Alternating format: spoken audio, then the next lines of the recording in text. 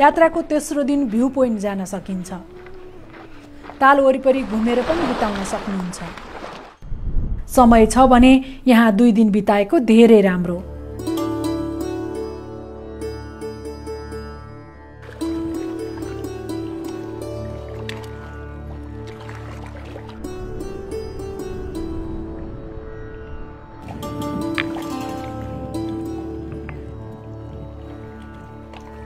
Bone धर्म मान्ने लामा तथा शेर्पा जातिको बसोबास रहेको यो गाउँमा अझै पनि रैथाने शैलीका घरहरू छन्।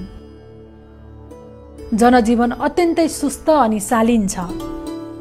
स्थानीयहरूले अझै पनि तिब्बतीयन जीवनशैली अपनाएको देखिन्छ। यो रुटमा यात्रा गर्दा याक, खच्चड, घोडा अझै पनि प्रशस्त भेट्न सकिन्छ।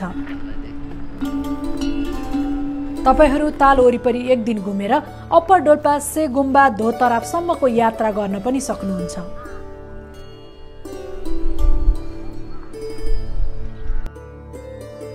यो सिङ्गो गाउँ नै होटेल र होमस्टेले भरिएको छ,